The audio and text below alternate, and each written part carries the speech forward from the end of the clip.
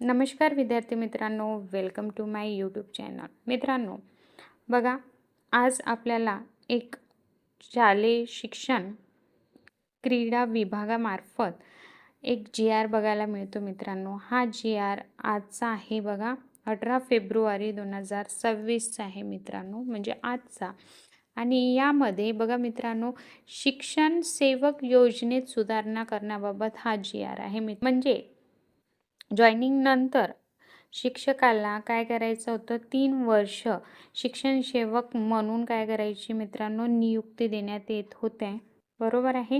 ह्या नियमात काय केलेलं आहे मित्रांनो, बदल करण्यात आलेला आहे. ह्या शासन निर्णयात काय काय बदल करण्यात आलेले आहे. पहिला पॉईंट आपल्याला सांगितलेला आहे की ज्या 100% अनुदानित शाळा आहे, जसं प्राथमिक, उच्च प्राथमिक, माध्यमिक, ह्या ज्या शाळा आहे, सैनिक शाळा, कोणत्याही स्तरावरील आणि कोणतेही माध्यमातील कोणत्याही शाळेत विहित मार्गाने शिक्षण सेवक पदावर नियुक्त झालेल्या व्यक्ती, म्हणजे जे शिक्षण सेवक आहे, व्यक्तीची शिक्षण सेवक कालावधी पूर्ण होण्याआधी कोणत्याही स्तराला, म्हणजे शिक्षण सेवक कालावधी 3 वर्षाचा असतो आणि ते जर पूर्ण नाही झालेलं आहे आणि त्याआधीच कोणत्याही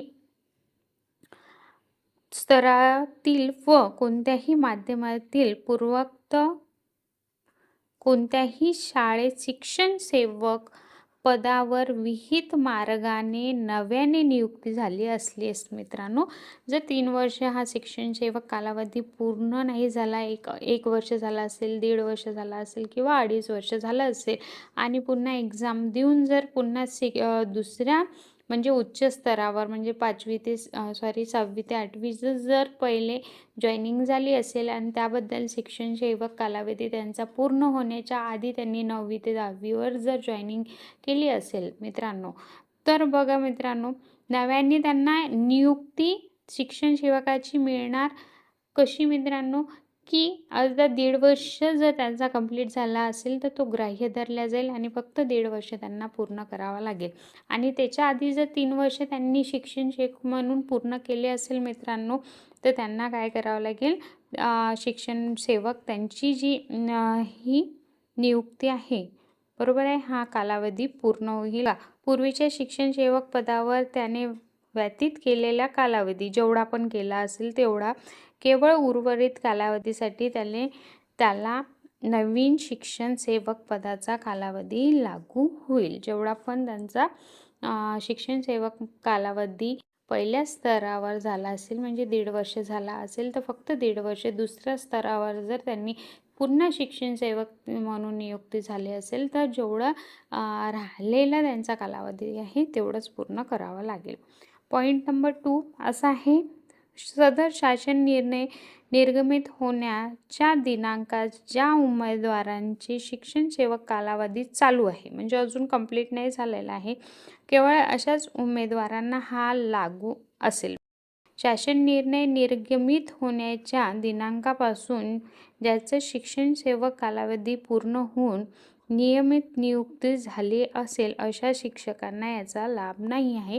म्हणजे आता जी करंटली शिक्षण सेवकाची शिक्षण सेवक जे आहेत संस्थेवर, त्यांना हा नियम लागू होतो. ज्यांचे शिक्षण सेवक हा कालावधी पूर्ण झालेला आहे अशांना हे लागू नाही आहे.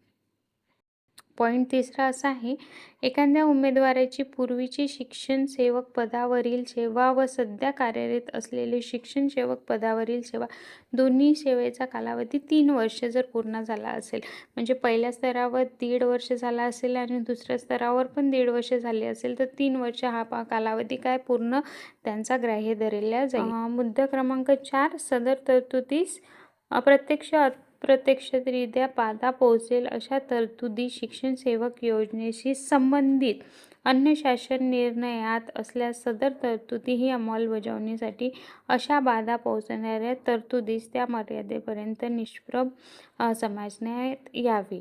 म्हणजे ज्या बाकीच्या योजना आहेत त्यांना ग्राह्य न धरता शिक्षण सेवक कालावधी जर पूर्ण झाली असेल तर त्यांना काय करायचं आहे, नियमित वेतन श्रेणी चालू करायची आहे.